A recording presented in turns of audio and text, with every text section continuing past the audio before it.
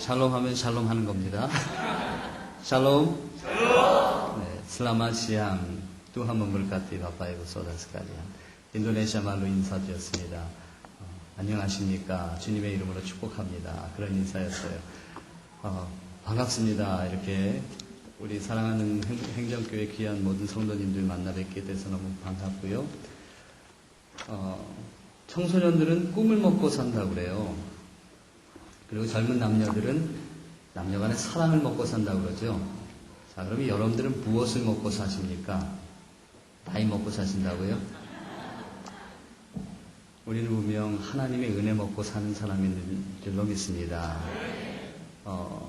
한번 그 사진 하나만 보여주실래요? 네, 아니 잘 안 보이시죠? 근데 불빛 때문에 잘 안 보이긴 하는데요. 작년에 제가 4월 달에 딱 이제 1년 됐어요. 4월 15일 날, 작년 4월 15일 날 람뽕에서 사역을 마치고 자카르타로 나오는 길에 자카르타 나오려면은 항구에서 배를 타야 되거든요. 항구에 도착해서 배 타기려고 표를 끊기 위해서 들어가는데 뒤에서 그 람뽕의 맨 마지막에는 길이 언덕길로 내려와요. 산길로. 그곳에서 12톤 트럭이 그 망고스틴이라는 과일을 실었는데 18톤을 실었어요. 너무 많이 실어서 브레이크가 파열이 됐습니다. 그래서 그 브레이크가 파열된 그 트럭이 전속력으로 돌진해서 제 차를 받았습니다. 그래서 차가 뒤집어졌는데요. 그 차가 이렇게 돼버렸어요. 그 안에는 저하고 제 옆에 우리 학장님, 제 뒤에 우리 신학교 학장님, 또 우리 학생처님 현진 교수 두 분하고 또 한국에서 오신 손님 목사님 이렇게 4명이 타고 있었는데 하나님의 은혜로 이렇게 멀쩡하게 살았습니다. 뭐 살려주셔서 감사하다 이게 아니고요. 저는 그 사건을 통해서 하나님이 여전히 나에게 인도네시아를 또한 이 땅 가운데서 하나님께서 원하시는 일들이 있구나. 그것을 깨닫고 또 그동안 내가 하나님 앞에 온전하게 살지 못했던 것, 그 부분에 대해서 다시금 회개하고 하나님을 바라볼 수 있는 그러한 은혜를 주셨다는 것, 그게 너무너무 감사했어요. 우리의 삶은 분명 하나님의 은혜를 먹고 사는 삶인 줄로 믿습니다. 하나님의 은혜 아니고는 이 땅 가운데서 살만한 그러한 힘이 없고 우리가 어떠한 목적을 가지고 살겠습니까? 하나님의 은혜, 그 은혜만 가지고 사는 저와 여러분들이 되었으면 좋겠습니다. 우리 옆에 있는 짝꿍들하고 이렇게 인사하시죠. 하나님의 은혜 먹고 삽시다. 하나님의 은혜 먹고 삽시다. 예.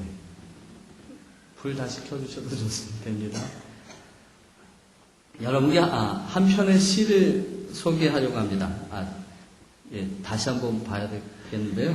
하여튼 그렇게 어둡지 않아도 되니까요. 한번 한 편의 시를 소개시켜 드릴게요. 나무로 창을 내게소라는 시입니다. 김상용 시인이 쓴 시인데요. 제가 한번 낭독하겠습니다. 나무로 창을 내게소, 김상용. 나무로 창을 내게소, 밭이 한참 가리, 괭이로 파고 호미론 풀을 맺지요. 구름이 꼬인다 갈리 있어, 새 노래는 공으로 들으랴오. 강냉이가 입걸랑 함께와 자셔도 좋소. 왜 사냐건 묻지요. 이 시는 소박한 전원 생활을 노래한 그러한 작품입니다. 자연 친화적인 삶의 자세가 아주 잘 드러난 우리나라 전원시의 대표적인 작품이에요. 자연의 품으로 돌아가서 흙과 더불어 살고자 하는 그 시인의 마음이 잘 드러나 있습니다. 전원에서 안분지족하는 마음, 그리고 훈훈한 인정, 달관의 모습을 넉넉하게 보여주고 있습니다. 이건 제 분석이 아니고 그렇게 써 있더라고요. 여러분들 이 시의 마지막 연은 많이 들어보셨죠? 저 학교 다닐 때도 이 시 외웠었던 그런 기억이 납니다. 왜 사냐건 웃지요. 이 왜 사냐건 웃지요. 분명 이 마지막 부분을 통해서 시인은 자신의 지나온 인생을 시적인 표현을 빌어서 관조적으로 묘사하고 있습니다. 어쩌면 그 웃음에는 여러 함축적인 의미가 있을 거예요. 지나온 인생을 생각해 보니 즐거웠던 일들, 그러한 일들이 생각이 나서 웃을 수도 있고요. 또한 씁쓸한 인생의 고난, 그 고난을 겪은 후에 허탈한 웃음일 수도 있습니다. 그리고 미래에, 밝아오는 그 미래에 내게 닥칠 그러한 일들을 생각하면서 기대하면서 웃는 잔잔한 미소일 수도 있을 거예요. 시인의 인생은 그렇다 치고 중요한 것은 저와 여러분들의 인생 아니겠습니까? 여러분들에게 누군가 왜 사냐건 이라고 묻는다면 여러분들은 어떻게 대답하시겠습니까? 왜 삽니까? 왜 사냐고 묻는다면 우리는 무엇라고 대답을 해야 할까요? 이 질문은 다시 말하면 우리 인생의 목적이 무엇이냐라는 거예요. 우리가 이 세상을 살아가는 데 있어서 어떠한 목적을 가지고 어떠한 삶의 의미를 가지고 살아가느냐? 우리가 진정 내 삶의 의미가 무엇이고 내가 맡은 하나님이 내게 맡겨진 삶의 목적이 무엇인지를 온전히 알을 때는 우리의 삶은 더욱더 풍성한 삶을 살아갈 수 있습니다.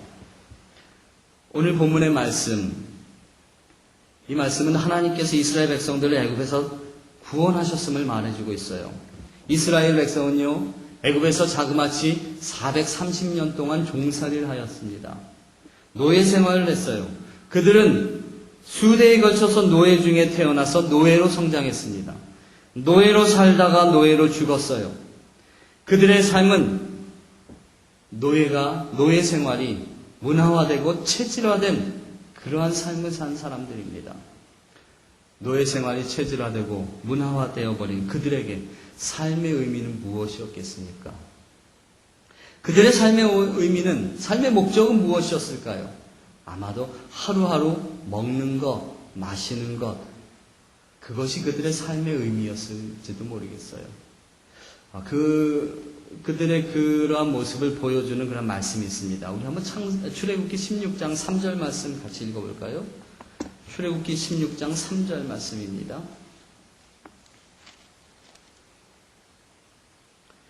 같이 한 목소리로 읽겠습니다. 시작. 이스라엘 자손이 그들에게 이르되 우리가 애굽 땅에서 고기 가마 곁에 앉았던 때와 떡을 배불리 먹던 때에 여호와의 손에 죽었더라면 좋았을 것을 너희가 이 광야로 우리를 인도해 내어 이 온 회중이 줄여 죽게 하는도다. 그래도 종살이하던 애굽에서는 고기와 떡을 배불리 먹었는데 그 시절을 그리워하는 이스라엘 백성의 모습입니다. 애굽에서 종살이하던 이스라엘 백성들, 그들의 삶의 목적을 단편적으로 보여주고 있어요. 노예 생활 중에 그들의 소망은 먹는 것, 마시는 것이었어요. 사랑하는 여러분, 여러분의 삶의 의미가 뭡니까? 먹는 것이에요? 마시는 거예요? 좋은 집에서 사는 것입니까? 배부르고 등 따시면 그게 가장 아름다운 삶입니까? 자신의 삶의 목적이 먹는 것, 마시는 것, 그것이었던 이스라엘 백성들을 하나님께서는 구원하셨습니다. 그들을 애굽에서 불러내셨어요. 그리고 노예 생활 중에 그들의 삶의 의미를 잃어버렸던, 참된 삶의 목적을 잃어버렸던 그들에게 진정한 삶의 의미, 진정한 삶의 목적이 무엇인지를 알려주시고 있습니다. 세상 사람들은 자신의 삶의 의미와 목적을 자신이 직접 정할 수 있다고 착각해요. 자신이 주인이 되어서 자기 중심적인 질문을 던지곤 합니다. 나는 무엇을 할 수 있을까? 나는 무엇이 되기 원하지? 내가 무엇을 해야만 돼? 나의 목표, 나의 야망, 나의 미래를 위한 나의 꿈이 지금 무엇인가? 하지만 우리가 우리 자신에게만 초점을 맞추고 산다면 진정한 삶의 목적을 알 수가 없습니다. 왜냐하면 매뉴얼이 틀렸기 때문에 그래요. 얼마 전에 인도네시아에 나이가 좀 많으신, 이제 은퇴를 앞두신 목사님이 오셨어요. 근데 그 목사님이 스마트폰을 활용하시는데 사진을 막 찍으시더니 그걸 가지고 막 그 페이스북에도 올리시고 거기 그걸 가지고 다이어리도 만드시고 그래서 제가 굉장히 놀랐습니다. 우리끼리 얘기지만 솔직히 나이 드신 분들 아무리 스마트폰 있어도 전화 걸고 받는 것밖에 못 하시잖아요. 근데 목사님 어떻게 그렇게 연세가 많으신데 스마트폰을 그렇게 잘 활용하시냐고 제가 그렇게 여쭤봤어요. 그랬더니 그 목사님이 비장의 카드를 하나 탁 꺼내시더라고요. 그것이 바로 매뉴얼북이었어요. 매뉴얼북. 이 스마트폰을 사용하기 위해서 어떻게 해야 되는지를 잘 설명해 놓은 매뉴얼북이었습니다. 그래요. 그 어떠한 제품이든지 이것을 사용하기 위해서는 그 물건을 만든 사람의 목적, 그것을 정확히 알아야 돼요. 그 사람이 이야기해 주는 거, 이렇게 사용하면 이것을 잘 활용할 수 있습니다라고 조언해 주는 그 매뉴얼북, 그걸 잘 파악해야만 합니다. 우리 인생의 목적, 우리 인생의 삶의 의미를 어느 매뉴얼에서 찾겠습니까? 바로 우리를 창조하신 하나님, 그분이 말씀하시는 바로 하나님의 말씀, 바이블을 통해서 우리는 그분의 우리들에게 원하시는 목적이 무엇인지를 알 수가 있습니다. 오늘 저는 특별히 출애굽기 19장 1절부터 6절까지의 말씀을 통해서, 이 매뉴얼을 통해서 하나님이 우리에게 말씀하시는 인생의 목적과 의미가 무엇인지를 함께 살펴보고자 합니다. 먼저 5절 말씀 가운데 보면요, 우리 함께 5절 말씀, 오늘 본문 19장 5절 말씀 같이 읽어볼까요? 19장 5절 말씀 같이 읽습니다. 시작. 세계가 다 내게 속하였나니 너희가 내 말을 잘 듣고 내 언약을 지키면 너희는 모든 민족 중에서 내 소유가 되겠고. 아멘. 5절 말씀 가운데 소유가 된다라는 말씀이 있어요. 이 소유라는 단어는요, 세굴라라는 그 히브리어인데요, 이 말의 원뜻은 이러한 뜻이라고 그래요. 잠가두다라는 뜻입니다. 잠가두다. 즉 다른 사람이 넘겨다 보지 못하도록 금고에 꼭꼭 숨겨놓는, 잠가둔 그러한 것이 소유라는 거예요. 비밀스럽게 잠가둔 값비싼 어떤 것, 그것을 지칭하는 것이죠. 표준 세번역에서는 이 비를 아주 잘 표현하고 있어요. 내 소유라는 말을요, 나의 보물이다 라고 표현하고 있어요. 인도네시아 성경도 아주 이 부분을 제대로 잘 표현합니다. 그 말은 인도네시아 말로 하르타 끄사양안이라는 말인데, 이것은 사랑스러운 보물이다라는 뜻이에요. 즉 하나님께서는 저와 여러분들을 그렇게 존귀한 존재로 보신다는 거예요. 너무나도 귀중한 존재, 혹여라도 누가 훔쳐갈까봐 잠가두고 꼭꼭 숨겨놓고 고이 간직하며 귀하게 여기는 그러한 존재라는 겁니다. 저와 여러분뿐만 아니라 이 세상에 있는 모든 사람들, 특별히 인도네시아에 있는 영혼들도 하나님은 너무너무 소중하고 존귀해서 그 사람들을 품에 안으시고 있다는 거예요. 이 말은요, 우리가 자주 사용하는 말 가운데서도 우리가 찾을 수 있어요. 한번 PPT 잠깐 보여주실래요? 여러분, 여보라는 말이 무슨 뜻인 줄 아세요? 여보. 여보라는 말이요, 그 다음 넘겨주세요. 같을 여자, 보배 보자. 보배와 같은 존재다라는 말이 여보라는 말이래요. 또 당신이라는 말이 있어요. 당신 자 무슨 자예요? 같을 땅자, 몸신자. 따로 떨어져 있는 것 같지만 자기 몸과 똑같은 존재. 이게 여보 당신이라는 말입니다. 그래서 우리가 부부간에 부부싸움하면서 막 소리 지르면서 여보 당신 이렇게, 그건 말이 좀 안 되는 말이에요. 보배랑 보배와 같아 이 말하면서 소리 지르는, 그건 싸울 때는 다른 말을 사용하시든지. 여보 당신, 하나님은 우리를 여보라고 부르세요. 하나님 우리에게 당신이라고 말씀하세요. 나와 똑같은 존재다. 내가 그렇게 귀하게 여기는 나의 사랑하는 사람이야 라고 하나님은 우리를 그렇게 부르십니다. 여러분 그렇게 귀중한 존재예요. 여러분 그렇게 소중한 존재입니다. 여러분뿐만 아니라 또한 인도네시아에 있는 영혼들도 그렇게 소중한 존재입니다. 하나님은 그들의 백성으로, 그들이 정말 하나님의 온전하신 뜻을 깨닫고 돌아오기를 여전히 소망하고 계세요. 그렇게 하나님은 우리들과 아름다운 교제를 날마다 하기를 원하세요. 부부간에 숨기는 것이 없듯이, 그리고 아버지와 자녀간에 숨기는 것이 없듯이 하나님도 우리와 어떠한 것이라도, 우리에게 어떠한 것이라도 숨길 수 없다고 분명히 말씀하십니다. 창세기에 보면 창세기 18장 17절에 아브라함에게 하신 말씀이 그것이잖아요. 아브라함에게 소돔과 고모라 성을 멸망하려는 그 시점에 내가 어떻게 나의 사랑하는 나의 벗 아브라함에게 이것을 숨길 수 있겠느냐라고 말씀하시잖아요. 저와 여러분들이 이렇게 완전한 하나님과의 교제, 완전한 하나님과의 동행을 이루어서 늘 하나님의 사랑받는 그러한 존재로 살았으면 좋겠습니다.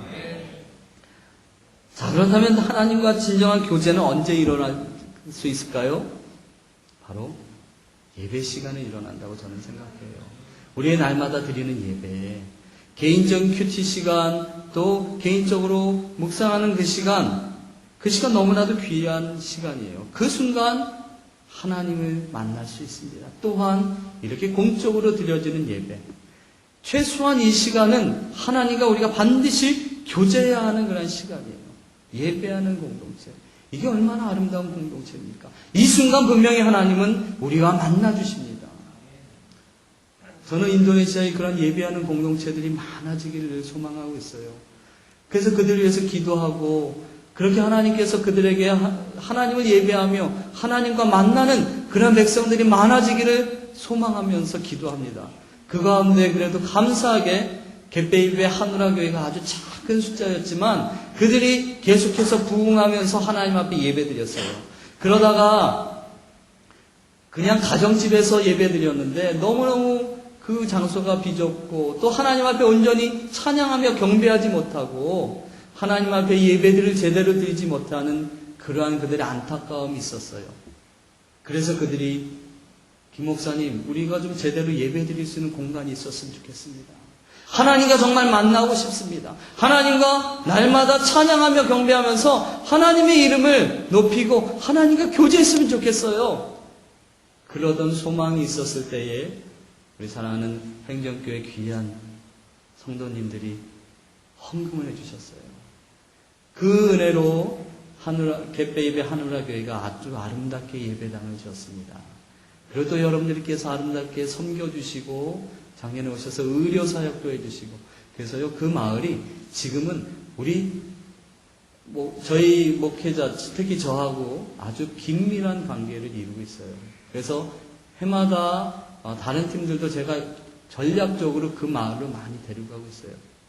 그래서 제가 다른 교회하고 또 연결이 돼서 그 교회에서 그곳에 있는 초등학교 아이들에게 100명에게 장학금을 지급하기로 했어요. 매달 한 달에 3,000원이 없어서 학교 못 가는 애들이 많아요, 인도네시아에. 그래서 그 아이들에게서 3,000원씩 한 아이에게 장학금을 줘서 100명에게 장학금을 전달하는 그런 사역을 이제 이번 달부터 시작했습니다. 그 모든 것들이 바로 우리 사랑하는 행정교회 귀한 성도님들의 아름다운 헌금으로 시작이 됐어요. 제가 다시 한번 감사드리면서 그들이 계속해서 정말 하나님 앞에 온전히 예배드리고 그 가운데 하나님을 만나면서 하나님이 정말 사랑하는 존재임을 하나님이 날마다 당신이라고 부르시고 그 당신이라고 부르시는 하나님께 아름답게 화답하고 그렇게 날마다 예배 가운데 하나님을 만나는 그런 은총이 날마다 넘치도록 계속해서 기도해 주셨으면 감사하겠습니다. 여러분들이 시작하셨어요. 여러분들 정말 존귀한 분들입니다. 이러한 은혜가 계속해서 우리 인도네시아 하누라 지역뿐만 아니라 다른 곳에서도 이루어졌으면 좋겠습니다. 우리의 삶의 목적은요, 우리의 삶의 의미는 무엇보다도 예배입니다. 하나님께 예배드리는 삶, 그것이 우리의 존재의 목적이에요. 그 가운데 하나님을 만날 수가 있습니다. 인도네시아의 수많은 영혼들이 예수님을 몰라서 헛된 예배를 드리는 그러한 백성들이 2억이나 됩니다. 여러분 인도네시아에서 기도해 주세요. 얼마 전에 제가 기도하는 가운데 하나님, 왜 하나님이 저를 또한 이 땅 인도네시아에 그렇게 많은 선교사들을 보내셨습니까? 라고 기도하는 가운데 하나님이 이렇게 말씀하시는 것 같았어요. 인도네시아가 그래도 온건한 이슬람들이 있는데 2억이라는 숫자는 중동의 이슬람 다 합쳐도 그거보다 더 많은 그 숫자의 이슬람. 그렇지만 중동에 있는 그 극렬한 사람들보다는 온건한 이슬람들이 있는데 하나님이 우리를 지금 시험하시는구나. 인도네시아를 시험장으로 삼으시는구나. 인도네시아도 기독교인으로 만들지 못한다면, 인도네시아의 그 온건한 이슬람들을 기독교인으로 만들지 못한다면 과연 중동에 있는 그 사람들을 어떻게 기독교인을 만들 수 있을까? 하나님이 인도네시아 시험 무대로 삼으시는구나. 그런 마음이 제 마음 가운데 있었습니다. 사랑하는 여러분, 인도네시아를 위해서 계속해서 기도해 주십시오. 인도네시아가 하나님을 온전히 예배하는 예배 공동체가 되고 하나님의 나라가 그 땅 가운데 이루어지기를 여러분 기도해 주시는 여러분들이 되었으면 좋겠습니다. 두 번째로 한번 우리 6절 말씀 같이 읽어볼까요? 출애굽기 19장 6절 말씀입니다. 같이 읽습니다. 시작. 너희가 내게 대하여 제사장 나라가 되며 거룩한 백성이 되리라. 너는 이 말을 이스라엘 자손에게 전할지니라. 아멘. 6절의 본문 말씀에서요, 하나님께서는 이스라엘 백성들을 부르신 목적을 정확하게 말씀하고 있습니다. 하나의 단어로 정확하게 표현해 주시고 있어요. 하나님은 이스라엘 백성을 제사장 나라가 되도록 하시겠다고 말씀하십니다. 구약을 이해하는 가장 키가 되는 말씀 가운데 저는 이 말씀이 구약을 이해하는 가장 중요한 말씀이라고 저는 생각해요.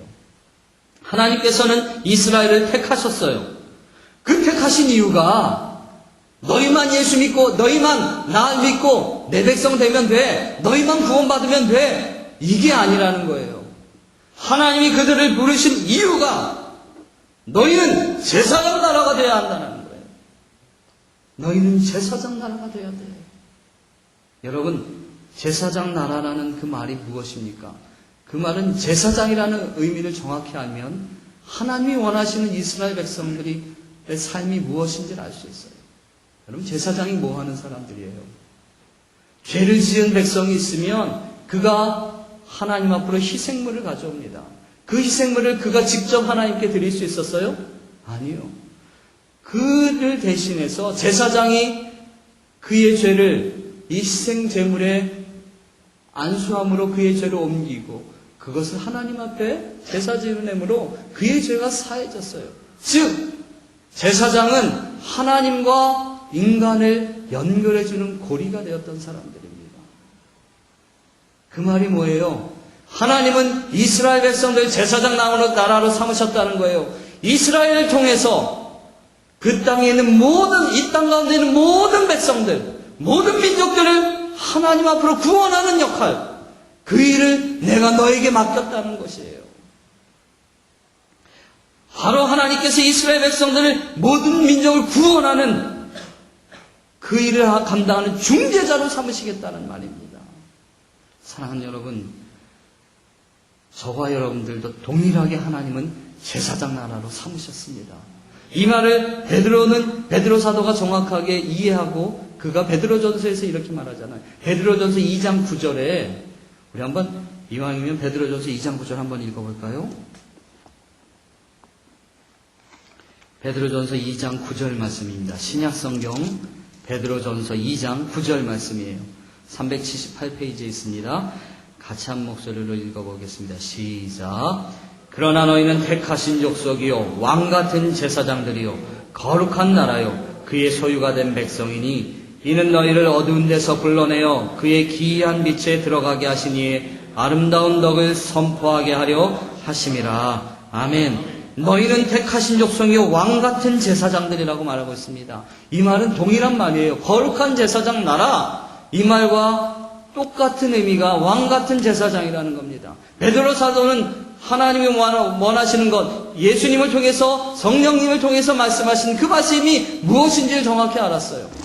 제사장 나라가 되어야 한다는 거예요. 우리는 이 땅 가운데 죽어가는 영혼들, 이 땅 가운데 아직도 예수 그리스도를 구세주로 믿지 아니하고 허탄한 신앙에 허탄한 신조에 빠져있는 그들을 하나님 앞으로 구원하는 중재자로 저와 여러분들을 부르셨다는 것입니다. 이스라엘 백성들은 이 하나님의 뜻을 깨닫지 못했어요. 이 하나님의 뜻을 오해했어요. 그래서 자기들만 거룩한 백성이라고, 자기들만 선택받은 민족이라고, 그래서 구약성경 전체를 바라보면 그 하나님의 뜻을 깨닫지 못하는 그들, 그들이 자기만 하나님 앞에서 구원받으면 된다라는 그 생각에 빠져있는 그들을 하나님께서 계속해서 심판하시는 내용이 바로 구약성경 전반적인 내용입니다. 하나님께서 분명히 이렇게 말씀하십니다. 너희를 어두운 데서 불러내어 그의 기이한 빛에 들어가게 하신 자의 아름다운 덕을 선전하게 하려 하심이라라고요. 사랑하는 여러분, 하나님 우리를 구원하셨습니다. 하나님 우리를 구원하셨어요. 우리 하나님의 백성으로 삼으셨어요. 그 목적이 무엇이에요? 우리만 예수님 잘 믿고 구원받은 것, 그것으로 만족하실 수 없다는 거예요. 이 땅 안에 죽어가는 영혼들, 그들에게 나의 사랑을 전해달라는 거예요. 하나님의 그 사랑, 우리를 향하신 하나님의 그 놀라우신 그 은혜를 좀 전해달라는 말씀입니다. 제가 우즈베키스탄이라는 나라에 1997년도에 저희 아이들이 3살, 4살 때 견습 선교사로 갔어요. 그 우즈베키스탄 나라에 사마르칸트라는 그 제2의 도시, 그 위성 도시 수베르라는 작은 마을을 섬겼습니다. 제가 담임 전도사로 섬겼어요. 그때 물론 신대원 다닐 때였는데도요, 담임 전도사로 그 교회를 섬겼는데, 우리 교회 안에는 아주 많은 고려인들도 있었지만 대부분은 다 러시아인이었어요. 그리고 우즈베키인도 좀 있었고요. 그런데 그 주변에 우즈베키스탄이라는 나라가 여러분 잘 아시다시피 아주 강한 이슬람 국가예요. 저희 교회에는 늘 매일같이 아이들이 놀러 오고 그 하루 종일 교회 살다가 가고 이랬었습니다. 주일날에도 아이들 예배가 마치면 아이들이 그 마당에서 뛰어놀고 이랬어요. 저희 아이들도 그 가운데서 같이 뛰어놀았죠. 근데 그 주변에는 아주 불량한 청년들이 많았어요. 이슬람 청년들이. 어느 날은 닭모가지를 닭대가리를 한마디로 닭대가리를 이렇게 잘라가지고 꼬치 같은데 딱 껴가지고 어느 날 제 얼굴에다 딱 갖다 대면서 위협을 해요. 뭐 그런 거야. 별거 아니잖아요. 그런데 주일날 어느 날 예배 드리고선 다 마치고 마당에서 여전히 우리 교회 아이들이 뛰어놀고 있었어요. 그 가운데는 저희 3살 난, 4살 난 저희 아들, 딸도 그 안에서 같이 뛰어놀고 있었어요. 그런데 그날은 밖에서 그 이슬람 청년들이 돌을 던지기 시작하는 거예요. 그날 도저히 못 참겠더라고요. 그래서 제가 그 옆에 이렇게, 대걸레에 있는 그 걸레를 들고서는 대걸레를 들고 뛰어나갔습니다. 나가면서 한국말로, 러시아 말 아니고요. 한국말로. 내 놈들 죽여버리겠다! 이러고선 갔어요. 러시아 말 아니고요. 그러고서는, 그러니까 막 도망가더라고요. 그러고선 다시 들어왔는데, 앉아있으면서 제 모습을 바라보니 얼마나 한심스럽든지요. 아니, 선교사라고 와가지고, 사람들을 사랑하면서 이렇게 품고 이러겠다고 와가지고 한다는 짓이 죽여버리겠다 그러고 나가고 있으니 이게 얼마나, 하나님 도대체 이게 뭡니까? 근데 저는 참지 못했어요. 왜 그런지 아세요? 물론 우리 교회 아이들, 근데 그 아이들 가운데서도요, 제 아들, 딸이 거기 있었는데, 그 아이들에게 돌을 던지더라고요. 근데 그 순간에 제가 퍼뜩 생각난 분이 있어요. 바로 하나님이십니다. 우리 예수님이 십자가에 달려 돌아가시는 그 순간, 하나님은 예수님을 외면해버렸어요. 하나님의 앞에서 예수님이 얼마나 고통스러우신지, 엘리 엘리 라마 사박다니, 나의 하나님 어찌하여 나를 버리십니까? 그 고통 가운데서 신음하시는 그 예수님을 하나님은 외면해버리셨어요. 하나님이 얼마나 참기 힘드셨을까? 저는 못 참겠더라고요. 그런데 우리 하나님은 참으셨습니다. 왜요? 왜 그렇게 하셨어요? 우리를 너무너무 사랑하시니까. 우리 인간들을 어떻게 하든지 구원하시고 싶으시니까. 하나님은 그 아름다운 하나님의 그 사랑, 그 아름다운 하나님의 덕을 우리에게 좀 선전하라는 거예요. 그래서 우리를 거룩한 제사장 나라로 택하셨다는 겁니다. 사랑하는 여러분, 잃어버린 영혼들이 돌아왔을 때 하나님이 얼마나 기뻐하세요. 누가복음 15장이 정확하게 나오잖아요. 하나님이 기뻐하셔서 잔치를 벌이시는 그러한 모습이 비유를 통해서 나타나잖아요. 마지막 탕자의 비유에서요. 거기 우리 한국말로는 잘 표현되어 있지 않지만 원문을 보면요.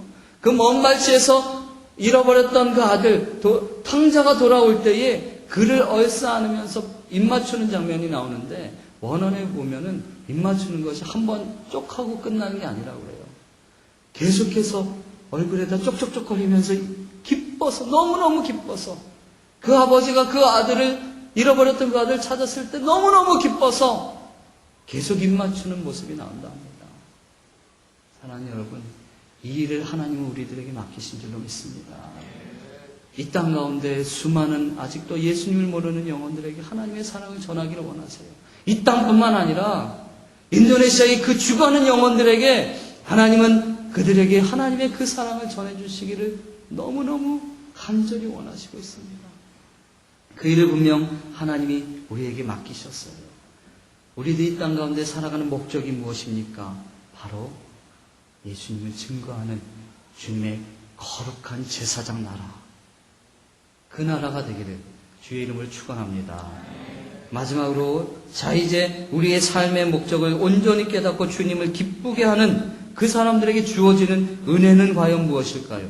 우리 한번 본문 4절 말씀 같이 읽어보겠습니다. 출애굽기 19장 4절 말씀 같이 읽습니다. 출애굽기 19장 4절 말씀 같이 읽습니다. 시작. 내가 애굽 사람에게 어떻게 행하였음과 내가 어떻게 독수리 날개로 너희를 업어 내게로 인도하였음을 너희가 보았느니라. 아멘. 하나님께서 이스라엘 구원하시기 위해서 지금까지 애굽 사람들에게 어떻게 행하셨는지를 상기해보라고 말씀하세요. 여기 표현을 보면요, 주님께서 독수리 날개로 너희를 보호하셨다라고 말하고 있습니다. 여러분, 이것이 무슨 뜻이에요? 독수리는요, 그 새 중의 왕입니다. 한번 영상 아니고 화면 하나 보여주세요. 예, 독수리 얼마나 멋있게 날아요. 이 멋지게 하늘 창공을 날아가 다니는 이 독수리가요, 이렇게 멋지게 날아갈 수 있는 이유가 있다고 그래요.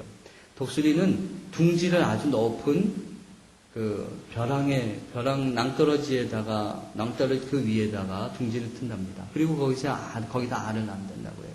그러면 알을 낳아서 이 새끼가 태어나서 조금 좀 성장할 만하면 이 벼랑 끝에서, 낭떠러지 끝에서, 낭떠러지에서 이 벼랑에서 이 새끼 독수리를 가차없이 밀어버린다고 그래요. 그러면 이 새끼 독수리가 갓 태어나가지고 좀 이제 얼마 되지 않은 독수리가 죽는다고 날개짓을 편다고 그래요. 그렇다고 해서 이 독수리가 바로 날 수 있겠습니까? 바로 낭떠러지 그 끝에쯤 도착할 때쯤이면 어미 독수리가 그 위에서 보다가 쏜새같이 날아서 그 새끼 독수리를 낚아채서 다시 올라간다고 그래요. 그럼 조금 쉬었다가 또 밀어버린다고 그래요. 그럼 이 새끼 독수리가 어떻게 생각했습니까? 엄마 하면서 날개짓을 할 거 아니에요. 그러면서 그 독수리가 아마 새끼가 이렇게 생각해요. 저기요, 내 엄마 맞아? 이러면서 아마 날개짓을 치면서 떨어질 거예요. 그러기를 몇 번을 한 이후에야 드디어는 그 새끼 독수리도 멋지게 창공을 날아오르는 독수리가 될 수 있다고 합니다. 사랑하는 여러분, 우리의 삶 가운데는 때로는 시련이 있을 때도 있어요. 고난의 시기가 있을 때가 있습니다. 광야를 걷는 것 같은 그런 시기가 분명히 있을 거예요. 그때에 여러분 절대로 기억해야 될 것이 분명히 있습니다. 그것은 우리 하나님은 우리를 날마다 지키시고 보호하시는 분이라는 거예요. 우리에게 시련이 있다 할지라도 그 시련 가운데 우리가 다시금 멋지게 오르기를 분명히 기다리시는 분이 우리 하나님 아버지시라는 겁니다. 여러분, 배너라는 영화 잘 아시죠? 배너. 배너의 주인공 아세요? 누군지? 찰턴 헤스턴. 우리 젊은 친구들 잘 몰라요? 여러분, 우리 집사님들 다 아시죠? 찰턴 헤스턴이 주인공이잖아요. 근데 이 윌리엄 와일러 감독이 이 배너라는 영화를 찍었는데요. 배너의 가장 클라이막스가 뭡니까? 전차 경주잖아요. 마지막 전차 경주. 이 전차 경주를 위해서 찰턴 헤스턴이 열심히 연습을 하고 있었다고 그래요. 그러자 그 연습하는 모습을 와일러 감독이 보면서 윌리엄 와일러 감독이 찰턴, 당신 이 전차 경주에서 이길 자신 있어요? 딱 그러자 찰턴이 이렇게 대답해. 아우, 너무 힘들어요. 이거 너무 힘들어요. 아우, 전 자신 없어요. 이거 제대로 할 수 있을지 모르겠어요. 그러자 윌리엄 와일러 감독이 이렇게 대답했다고 합니다. 찰턴, 걱정하지 마십시오. 내가 당신을 이기게 할 것입니다. 왜냐하면 시나리오에 그렇게 써 있어요. 시나리오에. 사랑하는 여러분, 우리의 인생의 시나리오에는 우리는 반드시 승리하게 되어 있습니다. 하나님이 우리를 위해서 써놓으신 시나리오에는 우리는 분명히 승리하게 되어 있어요. 사랑하는 여러분, 우리가 이 땅 가운데 온전히 하나님의 뜻을 알고 살아갈 때에 우리는 때로는 시험에 들 때도 있고 때로는 고통 가운데 빠질 때도 있습니다. 저는 인도네시아에 왜 하나님 아직도 인도네시아 이 2억이라는 숫자가 여전히 하나님을 몰라서 하나님의 뜻을 몰라서 교회를 핍박하며 교회에 불을 지르고 교회를 위협하는 세력들이 여전히 이렇게 흥왕합니까? 하나님 앞에 그렇게 기도할 때가 있어요. 그럴 때마다 하나님이 주시는 것은 내가 반드시 인도네시아를 구원할 것이라는 거예요. 내가 반드시 인도네시아를 구원하실 거라는 하나님의 말씀입니다. 인도네시아는요, 지금 세계가 주목하는 나라예요. 2004년도 이후에 쓰나미가 일어난 이후에 계속해서 해마다 작고 큰 그러한 재난들이 일어나고 있습니다.